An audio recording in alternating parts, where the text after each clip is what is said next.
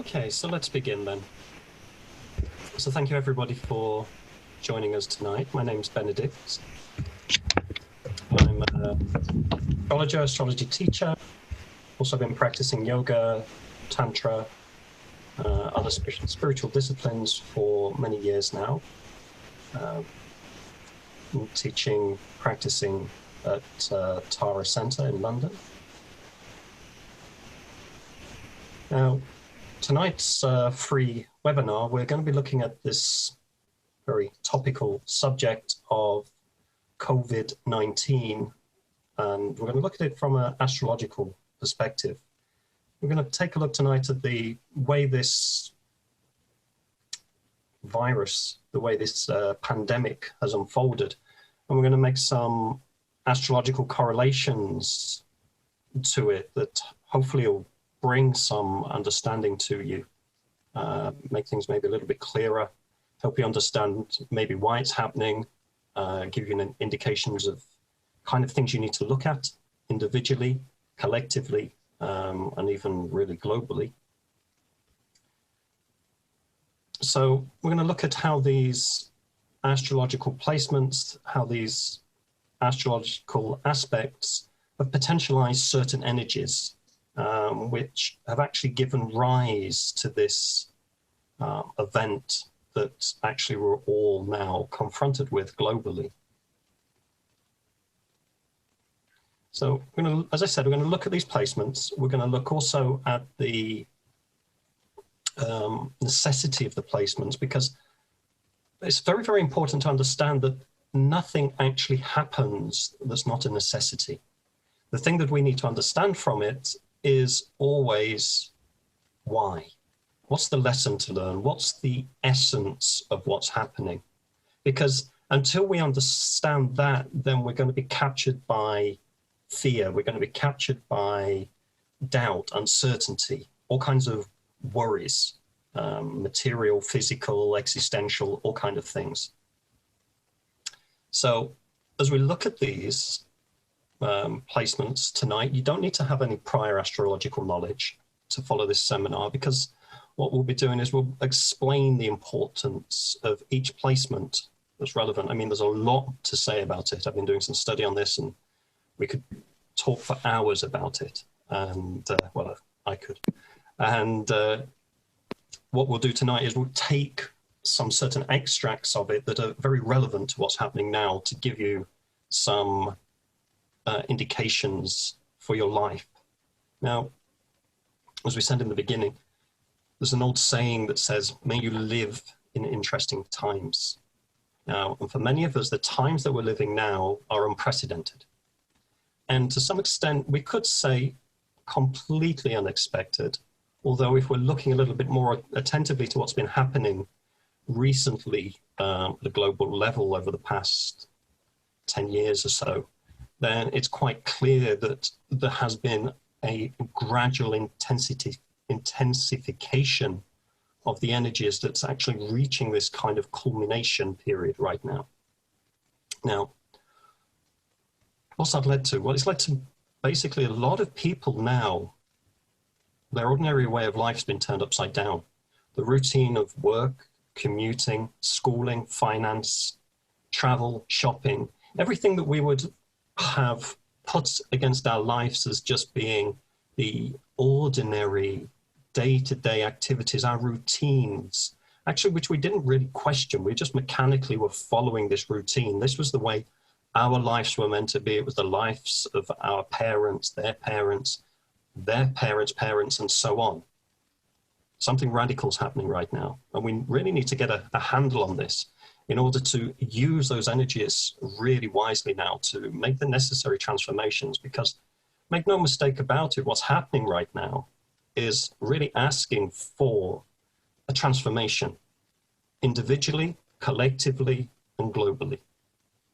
As a human race, as humanity, it's a big step, it's a big change. Now, the reason I say that, making it sound a little bit dramatic, is that we've encountered a stage right now where certain energies have combined together. This combination of the energies hasn't happened in this way for over 2,000 years. And because of this, and because of the collective level of the human consciousness in this time, certain events are being triggered to give us the possibility to reevaluate things, to make the necessary transformation. Now, easiest way to start with this is I'm going to put a little astrological chart up on the screen. This is going to come up on the tech screen. Okay. So hopefully you all can see that. Now, that right there is the first report of COVID-19 in Europe, 24th of January 2020. Now, incidentally, this was the day after Wuhan in China went into complete lockdown. So you can see that actually the placements are pretty much the same globally. It was a big moment. First knowledge of this virus, which became to be known as COVID-19, came to light in December time. And after this, slowly, it spread until Europe received its first case. Now, when you look at this chart, the first thing you really notice is the clustering of the planets. You've got 6 planets plus the midheaven here, all clustered very tightly together up in the top of the chart. Now, from an energetic perspective, this clustering, which we call a stellium in astrology, when we have a clustering of planets like this, it really shows an immense intensification of the energies. Now, this is actually giving this energy of those times. You have major planets there, major personal planets, major transpersonal planets, major planets that are related to society. We've got Mercury there, we've got the Sun, at that time we had the Moon, Saturn, Pluto, Jupiter. Now, even though Moon and Mercury a little bit faster moving, they arrived into this placement, all of these planets, well, 4 of the planets being in Capricorn, 2 of the planets being in Aquarius. Now, the interesting thing about Aquarius and about Capricorn is they're both governed by Saturn. So what does Saturn represent? What does Capricorn represent? It's actually representing society, represents society as a whole, represents tradition, represents this idea of sharing things, taking responsibility, building a structure, authority, wisdom. Now, what's happened is Saturn there is in domicile. So it's been on a journey for 28 years, 29 and a half years. It's returned home. And essentially it's returned home to find that society is a mess. It's come back in this way. Society is a mess. So what does it need to do? It needs to do what Saturn needs to do. It needs to make order. It needs to put things back into order. Now, you've also got another major player in there with Pluto. Pluto's the planet of epidemics, pandemics. It's the planet that governs these outbreaks. Now, it doesn't mean every time Pluto's somewhere we're going to get an epidemic, but it's very, very interesting that Pluto moved into Capricorn in 2008, just after the astronomical and astrological world, or the astronomical world, decreed that Pluto was no longer a planet. Funnily enough, in the years that followed, Pluto's been showing its power. It's been showing its power in Capricorn. As I said, Capricorn represents everything that's relating to tradition, relating to stability, relating to our structure, the way we spend our time, our ambitions.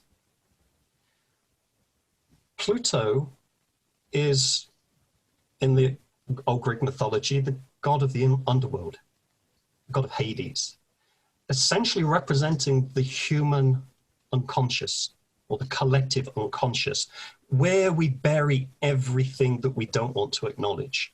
And then what happens is Pluto comes along and it brings it all to the surface. This is the transforming power of Pluto. It's turning the poisons into nectar. It's giving us the opportunity to confront the reality. And often that's starkly confronting the reality about ourselves, because as part of the human species, we are also individually implicit and responsible for what's happening on the planet. We need to take a good look at ourselves, a good look at our place in society, how we understand things, how we integrate into society. Are we doing it correctly? Are we being responsible? Are we taking care of things in a sustainable way? Because also here, Capricorn is an element of earth. Now, fundamentally, it's asking, are we taking care of the earthly resources?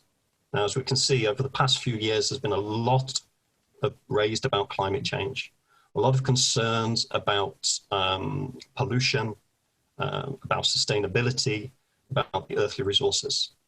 And now all of this is coming to the surface, relating also to health. Saturn, Capricorn, they relate to the physical structure, the bodily structure. So therefore, how are we taking care of our own physical needs? How are we taking care of our own lives? This is exactly what's happening now. We're being given a chance to reevaluate. Pluto's come along. First thing that happened in 2008. In fact, Pluto got there first. All the other planets have arrived now to create this culmination. 2008, when Pluto first went into the astrological sign based upon tradition, based upon earthly material things, we had the economic crash in 2008, the banking issues. Now, we got through those. There was a lesson, an immediate lesson. Pluto turns up and says, okay, look, we need to do things. We need to change things. We need to change the approach. He didn't really. So what happens after that is that these other planets have gathered. Now, what we have there is we have 4 powerful planets. We've got Saturn in there, we've got Pluto in there, we've got Jupiter in there. And also Mars also entered into Capricorn on the 21st of February. And exactly on the 21st of February, we noticed an aggressive increase in the cases of COVID-19. Now, this is the energy of Mars. We already have, as I said, Pluto, the planet associated for pandemics, for digging up things in the collective unconsciousness, the hidden attitudes that we don't really want to share. We have Saturn, which is addressing our responsibility, our social responsibility. And of course, the first things were was when this pandemic came up, we tried to cover it up. The first thing was it tried to be covered up. It took until the end of December, really, for the Chinese authorities to recognize it. And by that time, it being the Chinese festivals, New Year, that people had traveled so much that it wasn't able to be contained properly. So that expansion, spreading of the virus we noticed is very clearly correlated with the energy of Jupiter. This is the great beneficial Jupiter, the biggest planet in our solar system, which is associated with anything it touches, it expands. Now, that will expand in the sense that it adds energy to it. Adds energy to it, expands something good, only if we're following correct attitudes, principles, ethics. The moment we're not doing that, the moment we are, how shall we say, dogmatic, stubborn, unprincipled, Jupiter's going to expand that as well. Because when you expand something, you bring it out to the surface. It becomes obvious. Therefore, it forces you to do something about it. You add Mars into the mix, then we get this energy of Mars, the intensity, the action, the almost aggressive increase of what's happening. So these things together really giving, you know, a kind of strong sign from the cosmos that, you know, there's something really we need to be taking care of. I mean, you know, secondly, also what's down there, we have the South Node also down in Capricorn. South Node is everything that we know that's safe, that's allowing us to be in our comfort zone. Now, these planets arriving here, Pluto, Saturn, Mars, they are kicking us out of the comfort zone. And the answer always to the South Node, where we need to go, where we need to evolve, is found in the North Node. We look in the North Node, it's in Cancer. So in Cancer, we're actually asking for a time of connecting, a time for family, a time to understand our needs for regeneration, for taking care of us, how we integrate those things. And this is an interesting thing that's been happening actually, is that this sending everybody home has suddenly given everybody a chance to reevaluate life, put their life into perspective and really ask the question that, is this sole pursuit of materialism really the path to long and lasting happiness? Or are we just deceiving ourselves somehow? We're having the time now in the quietness to turn inwards. This is also the energy here of Cancer, intimacy. Intimacy means having intimacy with ourselves, going in. We have to do that. Pluto, it wants us to dig deep. It wants us to dig deep, to look into the society structures, the structures we've built up around our lives, and put them into perspective. Now, this is something, you know, quite powerful, you know, understanding our relationship with the earth, our responsibility to the earth, our connection with those around us, friends, family, the communities. You know, how are we really taking responsibility for that around us? If you look back at the movements of Pluto throughout the ages, Pluto always, when it's entered into Capricorn, has hailed great changes to the fabric of society. The Dark Ages back in the 6th century were associated with Pluto being in Capricorn. The first instances of banking in 1024, the Reformation in the 16th century, the Industrial Revolution in the 18th century, but also the time when the USA were founded, 1776, was also a time of Pluto in Capricorn. And we're discovering again great changes at a society level. Now, this time, because also, as I said, we have these other planets there, it's really bringing in an additional energy. It's really asking us to look at it from many different levels. It's asking us to look at it, you know, from a Martian kind of way, from how do we act? How is our individual action? How are our principles? How's our morals? How's our ethical code? How's our responsibility? How's our social integration? How's our transformation? Are we understanding the deeper will of the universe?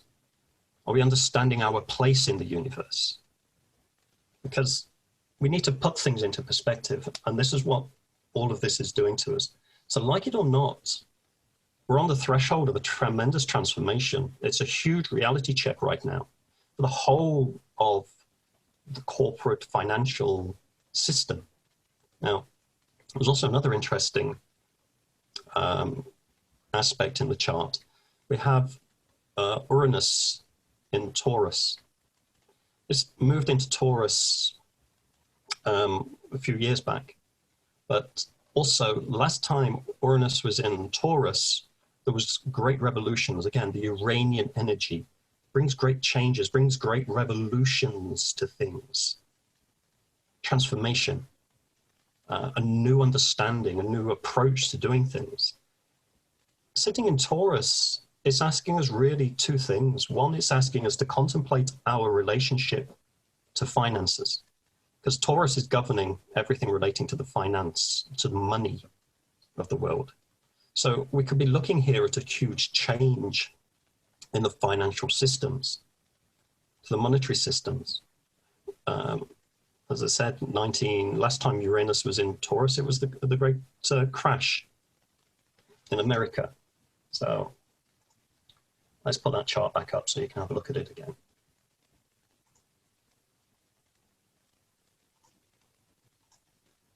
So that chart's up there.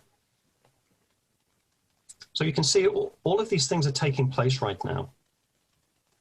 And we need to be looking at how our individual actions contribute to life on this planet. You know, Pluto really is the main player, as I said. Great transformation coming. You look at it with the right perspective, it's a wonderful opportunity.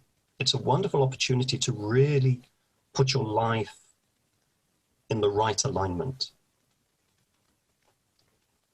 You know, it's really that, it's cut and dried. Pluto's, you know, traditional governor, or the governor of Scorpio. And it's always this, it's really reform or transform or perish. So the idea of what's no longer necessary has to die. And I'm not talking about human life here. I'm actually talking about our attitudes towards our life on this planet. And we must, as individuals, and also you can see what's interesting is that even governments, they are taking quite firm measures, because also Saturn's just moved. It's just moved into Aquarius, around about the same time that we started in the UK to get the restrictions on freedom of movement.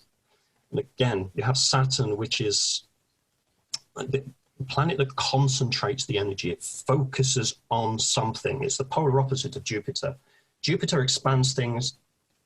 Saturn focuses in on something. It's moving into Aquarius, which is associated with avian plane transport. It's associated with freedom. It's an air sign. It's associated with movement. And suddenly we're finding that restriction taking place. It's asking us actually to be responsible. It's asking us not to be rebellious. I mean, this is the, shall we say, the negative aspect of Aquarius, to rebel, to go against the needs of society in that moment. Whereas Saturn's coming in there and saying, well, actually, hang on, Saturn is also the governor of Aquarius. So it's about saying, integrate, do things differently. Now, Aquarius is also the sign of the internet, technology, advancements in the scientific frontiers. So already you're seeing that actually the technology that we've been given with the internet, with social media, with these kind of platforms, probably for the first real time, we're starting to really put into beneficial use, rather than just using them for aimless distraction or, well, wasting our time. Again, Saturn, time. How do we manage our time? Managing it now, using the technology that we have in beneficial ways, getting the message out there to people. So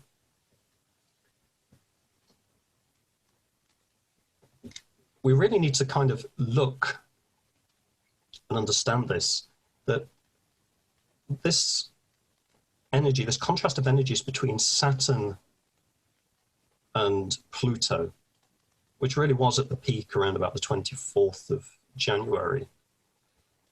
Now, Saturn and Capricorn, these are the realms of the mountains. And Capricorn symbolized by the goat who's achieving the ambition, rising up to the peaks, whereas Pluto is associated with the underworld. So therefore, from the the highest to the lowest, everywhere in between, humanity exists. This is the earthly material reality. It's where our individual lives exist. It's where the strata of government and business exist. So everything, when those two planets come together like that, everything is really going to be transformed, whether we like it or not. We can say that actually we're caught between a rock and a hard place. The rock being Saturn, you know, it comes up with tough lessons, tough responsibility. You don't have the freedom you had before. And that's a challenge for people because our egos want to be free. We don't understand actually the true freedom is being responsible, is being disciplined. It's about doing the right action, the wisdom of Saturn, the wisdom of Capricorn, using wisely the resources we've been given, which, as you can see, living in a world that's built up such extreme amounts of debt is certainly not what's not happening anymore. And this is where the fears, this is all the unconscious fears now that come up to the surface, because exactly that's what we're being confronted with. Most of us as individuals, as companies, as industries, everybody's looking and going, actually, if we don't go to work and we don't get money, then everything's going to collapse because I can't pay any of the debts I have. What's going to happen? And we enter into this kind of fear. Because of this, we don't know. Of the uncertainty, we never know what comes out the other side of a transformation of Pluto. The only thing that we can be certain of is that if we take the right attitude towards it, then it's always going to be eminently beneficial. It's going to be felt everywhere. Already we're seeing it felt everywhere. I mean, there's some harsh realities that we have to face. But we have to look at these realities and we have to be positive in front of these realities and find new ways. Again, this Aquarian energy, Saturn in Aquarian, find new ways, find responsible ways to integrate a revolution, if you like. Because essentially what happens is this repressed shadow of the collective, it's not been honored. We're not giving it room to function. So basically we've been caught in this rat race on the treadmill for most of our lives, trying to bring home the money in order to pay the debts, in order to fuel the desires we live by. And those desires are endless. We never manage to fulfill them. So we end up getting into a cycle that's a spiral, a descending spiral of energies where we're accumulating more and more debt. And this is what's coming up again. We've now been confronted by these painful events. Actually realizing that we really need to have a process here of rebirth and renewal. Understanding actually essentially that the cycle of life goes on. And there's another very interesting indication in the chart here that if you look at it, I'm just going to bring up the next chart on the screen. The spring equinox. Spring equinox is the start of the astrological year. And this is a moment of impulse for the times ahead. Now this just passed 5 days ago. So last Friday morning was the equinox, and this chart I've generated is for London. What's happening here on this chart, we also have an interesting placement. We have the conjunction coming between the Sun and Chiron. There's also the new moon started, also the moon had moved by the 24th of March, also into Aries. And this is making a T-square with the north and south nodes. This is giving us a very strong possibility to heal the wounds of the soul. Because we have the sun and the moon being in conjunction on the new moon. We have Chiron in Aries, which is about healing our wound. And it's squaring up to the north and south node, which is giving us the direction we need to go in order to heal the wound. And the healing the wound is about nurturing. Again, it's about taking care of ourselves, taking care of our soul needs. Only that way, you know, taking care of what's truly important, really addressing life and saying, is there really nothing more important than money or tradition or structure? Isn't it right that we take some moments for ourselves, for our family, to be connected, to relax a little bit? Actually, this is what we've been forced to do right now. Now, you don't want, also, you can't go too far in that direction. So be sure, at some moment, the energy is going to change again. Essentially, right now, because we've built up so many stresses in the opposite direction, these events have been triggered actually for us to have this time, for us to reevaluate, to put ourselves back in shape, to really go deep inside ourselves and really start to think about who we are.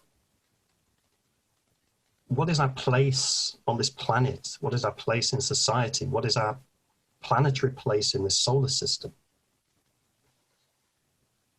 And one of the beautiful things that I want to also show you about this equinox chart is, as I said, being the spring equinox, it's a hiatus. It's the end of the old astrological year, the start of the new astrological year. So what happens then is it's a moment of impulse. If you understand the moment of the beginning always gives an impulse to an action. Now, we have that moment, the start of the new astrological year. And what's really beautiful about this chart is that because the planets are so clustered together, essentially in about 120 degrees down in this bottom quadrant of the chart, it means that actually most of the aspects that were created by the chart are favorable, are beneficial. There's no oppositions. There's essentially 7 sextiles, 5 conjunctions, 2 trines, and 1 single square. A square being the only one that's really considered to be a challenging aspect. Now, the 7 sextiles that are there are very, very interesting because the sextiles always offer a chance. This is how they work. They offer us a chance in life, a chance to change something, an opportunity, new horizons. So we can take very, very clearly that information to say that actually what's happening now is giving us an opportunity, giving us the chance to do something different, to do it better, to do it more harmonious. We've also got 5 conjunctions there. Now, the conjunctions are saying we need to collaborate. When you have any planet in conjunction, it means the energies of those planets need to collaborate. They need to work together harmoniously. And when we have trines, trines are beneficial energies. They're saying that, you know, naturally these 2 energies are going to support each other and bring gifts, bring beneficial outcomes. Now, I'm telling you this really because in these apparent difficult and dark times, actually, it's not without hope. On the contrary, right now is really a time to be optimistic, not naive, because true optimism doesn't mean naivety. It doesn't mean just sitting back naive, going, oh, everything will be all right, everything will be taken care of. It means really looking at the reality of the situation, really looking at the fact that you may need to take some tough decisions. You really need to make some transformations in your life individually, regarding your health, regarding your work, regarding your attitude towards career, towards family, towards many different things. Most of all, one of the biggest things it's asking you to really do is have a look at who are you? What does it mean to be incarnated as a human being on this planet? What is the true soul nature? Now, we have some really nice placements on this chart. So I'm just going to run through them just to give you an idea of the kind of beneficial energies that we should be looking to harmonize. This is what we said. We need to understand how to harmonize things. Now, we've still got Mars, Jupiter, Pluto, and at that time Saturn on the equinox. Now it's just moved into Aquarius. All in Capricorn. Earth signs. In Capricorn, about the highest goal, the highest ambition of our life, the peak of the mountain, individually, collectively, planetary.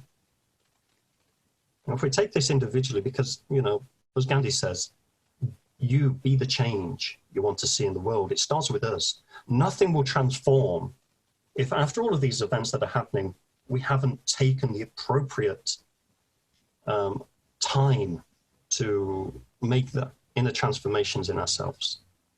We'll just complacently fall back into the old paradigm, and surprisingly enough, we'll still have the same old problems. Right now, we can have a reset.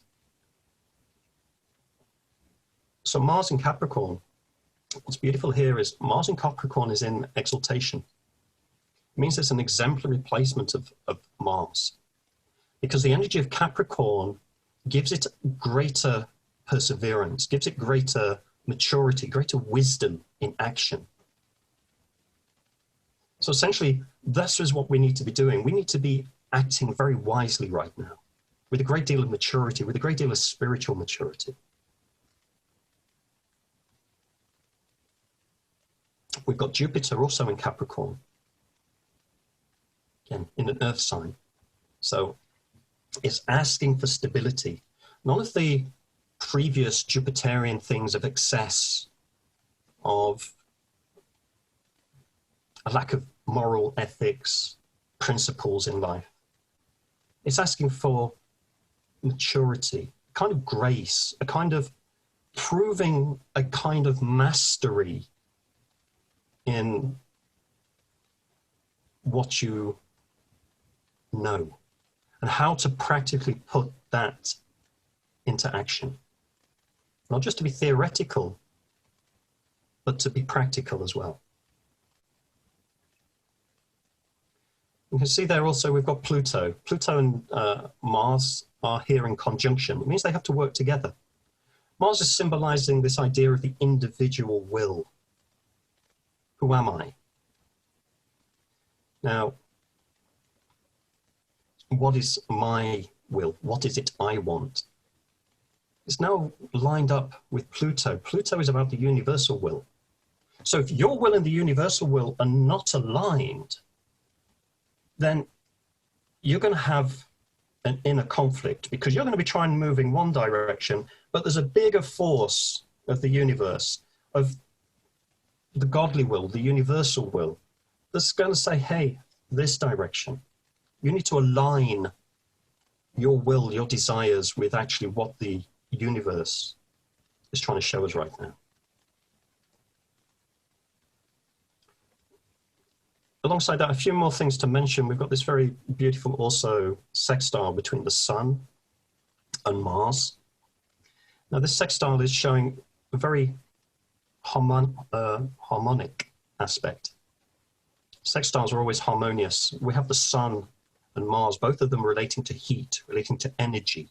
So here we're actually seeing a very large amplification right now of individual willpower, individual self-belief. It's not the time to be, how shall we say, doubting.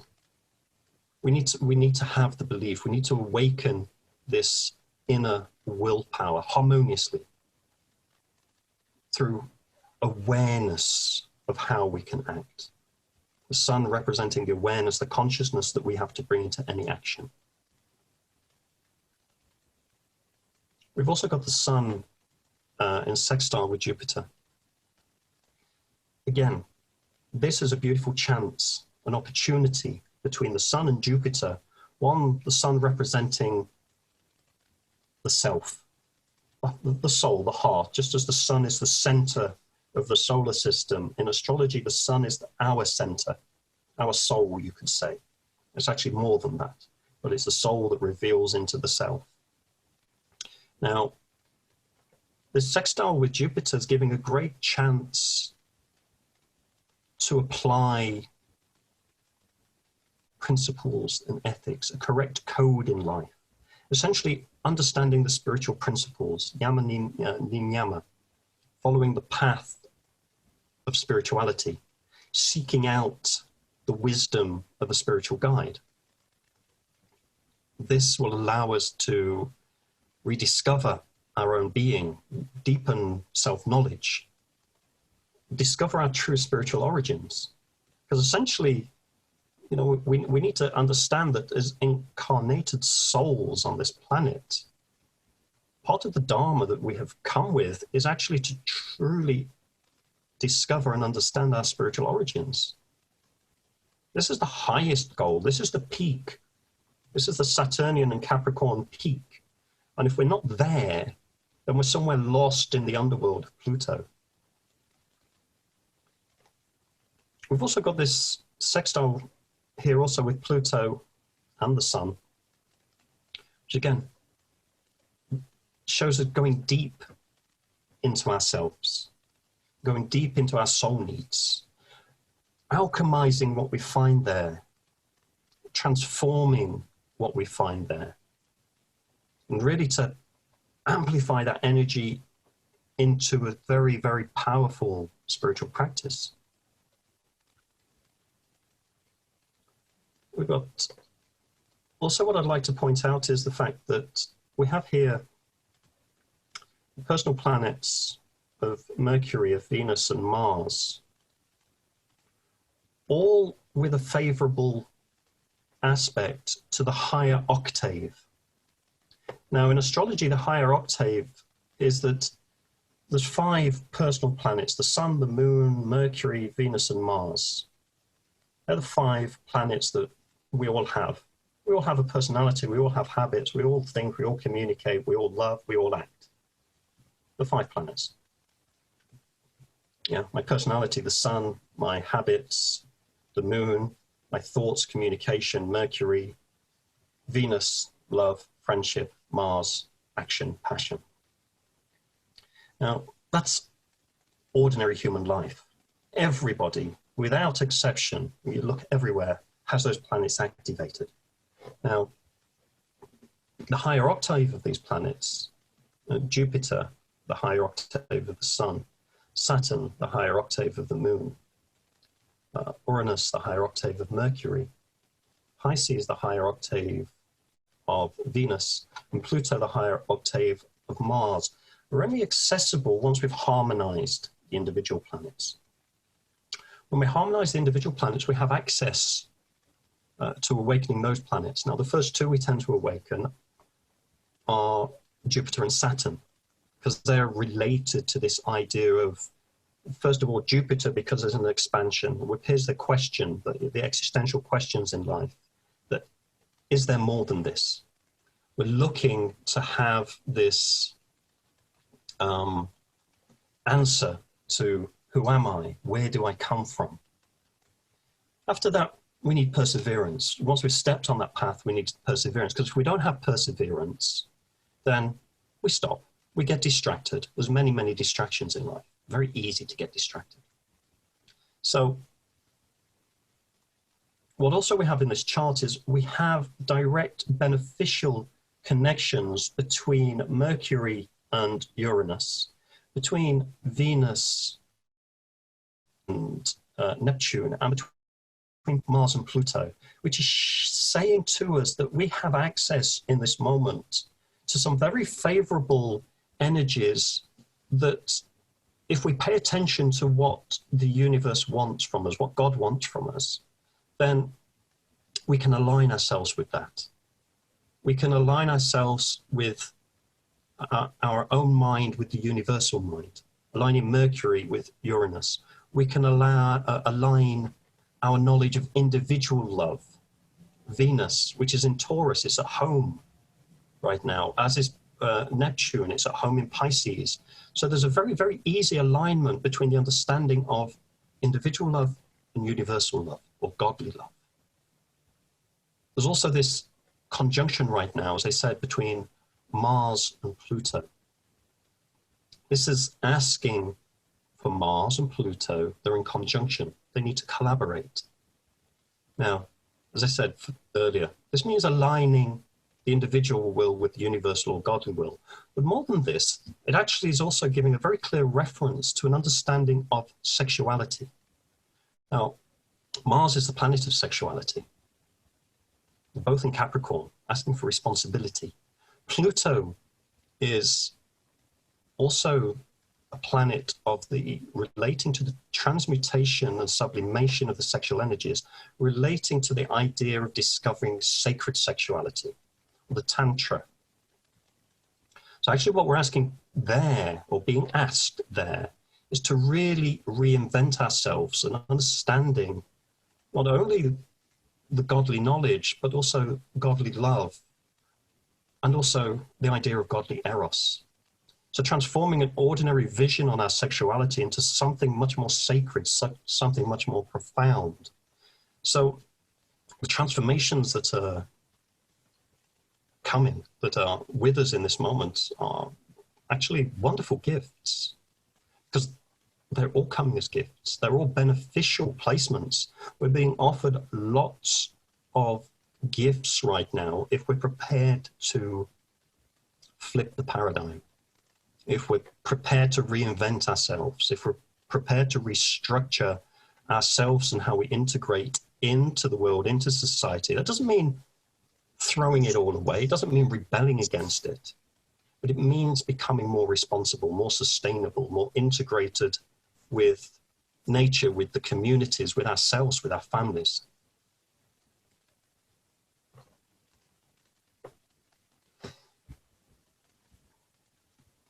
Wherever we see this energy of Capricorn, it's always what is being asked for.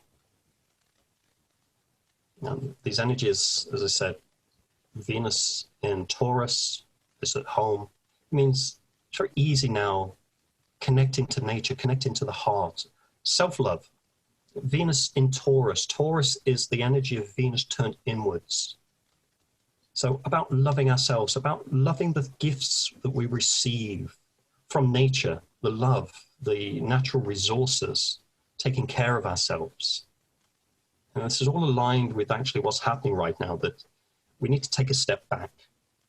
We need to kind of take a step back away from the kind of destructive and greedy nature that maybe we've overindulged in society, and really having a radical way to transform our lives by taking the time right now, taking the time to make these necessary transformations, to show ourselves self-love, to take care of ourselves, to take care of others, and really to come into society as responsible and mature human beings.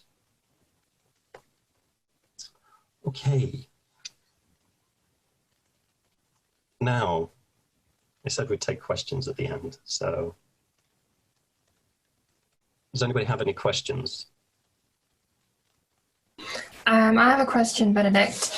In regards to the planets, you looked at their sign. We learned about the houses recently, and I was wondering if they're like this transformation period, would it not be more suited to being in house 8 as opposed to house 9 that it's in at the moment? The thing with the planets is that as the planets cycle through the day, they're going to constantly move from house to house during the 24-hour period. So if you look at the chart that I put up there for the spring equinox, you'll see that actually what's being flagged up is that all of those planets are on the ascendant. All of those planets are actually on the cusp of the ascendant between the 12th house and starting into the first house. So basically, for one thing, it's saying to us there, I mean, if we look at the spring equinox, as I said, so that's an impulse. It's a moment of hiatus. And that's giving us the the knowledge there that we need to let go of the things from the past and take personal responsibility. That's the impulse of that moment, because that's what it's about. It really is about individual responsibility here, because, you know, even with this, as we started the advice of the lockdown in the UK, people were still off to the hills, off to the seaside, off to take advantage of having the freedom, weren't taking the responsibility. So the first thing in life is always individual responsibility. Transformations of the 8th house are specific transformations of an 8th house nature. They're relating to those aspects. They're relating to debts, to finance, to taxes, to transformation, to the sexual energies. But that's just that specific area of our life. As a greater transformation from a subtle level, we'd always take a look at the planets and the astrological placements.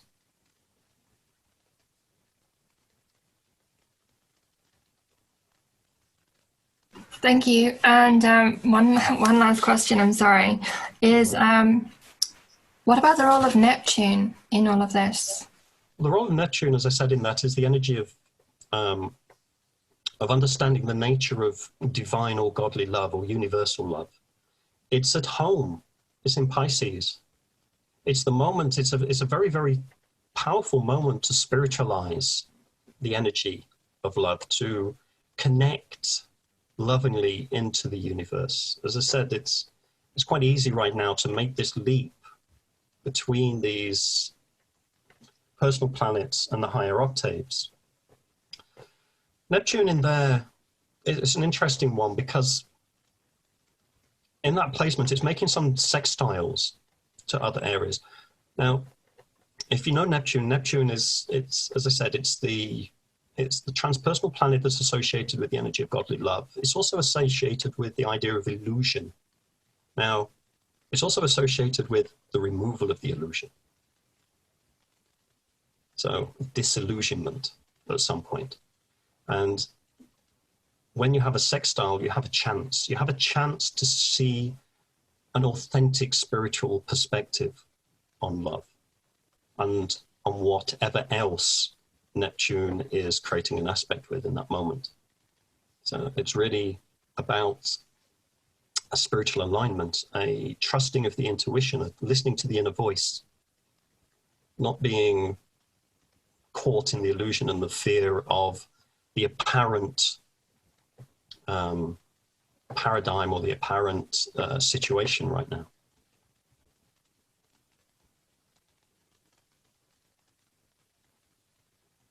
Thank you. Thank you. Anybody else?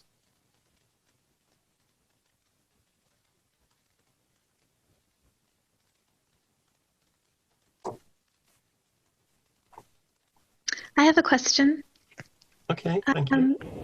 Can you please, shed some light on what the timeline might look like? Is there a time where it shows that some of the stresses might lighten and this transmutation might have occurred? That kind of depends on us, to be honest. Now, the honest answer from an aspect of possibility, because we can only talk about possibility and potentials here. Pluto's going to remain in Capricorn for another 4 years. It's going to be there till 2024. Now, gradually, over the coming time, Saturn's already moving into Aquarius. It's going to come back around about December. It's going to make a conjunction with Jupiter again. It's going to kind of get closer again to Pluto. So these energies of Jupiter, Pluto, and Saturn being a very tight concentration or having interactions with each other are going to carry on for a while. It's not necessarily anything to be worried about. Mars is going to pass. It's going to pass. I mean, that takes, what, about? It takes 2.5 years to make the cycle, so that's going to pass in a few months. As it passes through, it's going to activate all of those things. Now, alongside of that, what we need to do is we need to just have the right attitude. we need to be practical, we need to be stable, we need to be wise, we need to be responsible. We need to be very moral, very ethical, very spiritually principled. We need to really look at our own psyche, our own individual nature, our own collective nature. Because it's all right talking about sustainability, it's great talking about transformation, but as you can see, nothing really moves. So until we as individuals, actually now we have the power. We as individuals, if we take a stand and say, actually, we're only going to deal now with people, companies, businesses that are showing that they're sustainable, showing that they're going to manage things properly, then those are the companies that will thrive. If we go back to the old paradigm, then nothing will have changed. And then it'll just be another cycle. So this is the energy of Pluto right now. We've got 4 years where we can radically change things. And I think we will. I think we'll be forced to, because we'll see that the situation can't be sustainable in the way it is. And it will need some big decisions to be made, not just by us, but at a governmental level, business level. But we can be the voices that engender that change, if you like. So I would say, I mean, I'm not talking here about quarantine. I'm not talking about being locked down, but you know, the changes that really need to be taking place, which are really, really possible, which actually means us embracing a more spiritual approach to life. The unfolding of that event is going to take place over the next year or so, for sure. Slowly, gradually, there will be constant fluctuations in it over the next year. But as I said, that doesn't mean that you're going to be locked in your houses for a year. Not at all. You give us lots of hope, Benedict. There's always hope. I mean, if you look throughout the history of humanity, of mankind, of this planet, it's a constant process of cycles. It's a constant process of regeneration and rejuvenation. Yeah. You know, it's only that's no longer needed. Yeah. Needs to die, so to speak. Needs to be reborn into something brighter, to something more spiritual, to something more evolved. Mm. Can I ask a question? Yes. How does, sorry, I'm not very well versed in like astrological interpretation and charts, but how does it apply in the Southern Hemisphere? Where I've made them, yeah. I understand that things are transforming much in the north, and all these planet alignments are according to, you know, the position of the UK. Can we see other things? Can we see this reverberation in the Southern Hemisphere as well? Same reverberation, but it works upon a hermetic principle of mirroring. As is above, as is below. So even though they don't share exactly the same zodiac signs in the same moment, the actual principle, energetic from the point of view of cycles, is the same. Because the astrological year still starts,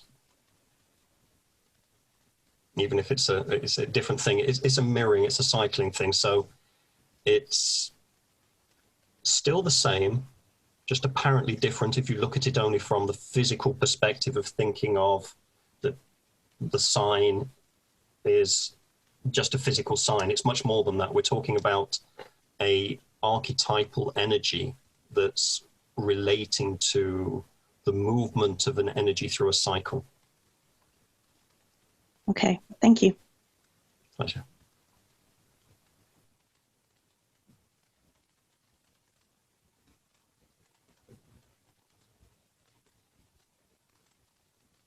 Anybody else?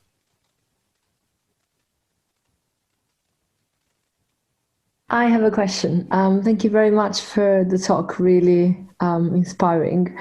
Because you were mentioning that to take the time to make the necessary transformations on an individual level, and you were talking about individual responsibility and the impact that we have as individuals on a wider level. Could you suggest a few practical steps to take in the next 2 to 3 months? I think practical in the next 2 to 3 months is take a look at yourself. What do you need? What haven't you been taking care of? What in your life until now have you been neglecting because you didn't have enough time, or that you were rushing too much? You know, take a time to just smell the roses, so to speak, to look after your health, to enjoy the company of friends, family, children, loved ones, those who are close to you right now, those that you can within the current restrictions, of course. Start there. Start there with really asking that question of what's really important for me? What's really important for me to know who I am? What really makes me happy? Not superficially happy, not something that's happy in the exterior, but something inside. That question can only be found by turning within. So it's a process right now of contemplation, meditation, self-knowledge. That's where I'd start. Thank you very much. That's beautiful.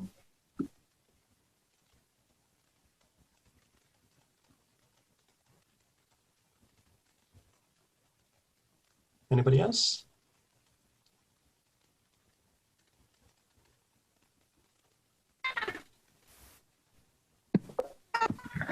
Hi, Benedict. Can I ask a question? Yes, of course. Can you hear me? Yes, I can hear you. Yeah, okay. I wanted to ask basically how, like, a lot of people, the lack of structure, and when we're so used to kind of an ingrained structure with work or with life. Astrologically, obviously, there's a whole dismantling of structure and order you're speaking about, which is so needed. So, is the kind of individual dismantling of a structure connected to the universal dismantling? Do you know what I mean? Of what we know, what we're familiar with, what we've learned to accept as our norm, or Absolutely. even though we crave other things, like, yeah, just that dismantling of structure universally and personally. Yeah, absolutely. I mean, this is why a lot of the time it's so painful to us, because actually it's not painful to who we truly are. It's painful to our ego. It's painful to the structure we've built up of a false identification with who we are, because we identify with our possessions, our money, our family, our children, our houses, everything that's material. We don't really identify with our true essence, our true nature. Because actually that, you know, as long as we get through this challenge right now, we're resilient. I mean, this is how we evolved as a human species. We are resilient beings. We will transform, we will adapt. It's adapting to that. And that might mean making radical transformations in our life. That's what I'm saying, the breaking down of certain structures, of kind of like saying, well, is it healthy being in such debt? Is it healthy running around working 12 hours a day, trying to raise a family or trying to do another job as well, and not taking care to have time for myself, to have a moment where I can relax, where I can enjoy life, where I can meditate, where I can practice, where I can really explore intimacy, lovemaking, all of these things actually which we neglect a lot. So this is the painful part, because the things that we're attached to, we feel that there's a chance that they're going to be taken away from us right now.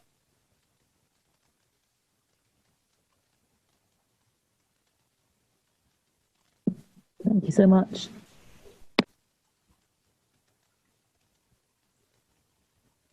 Okay, time for one more question before we wrap up for the evening.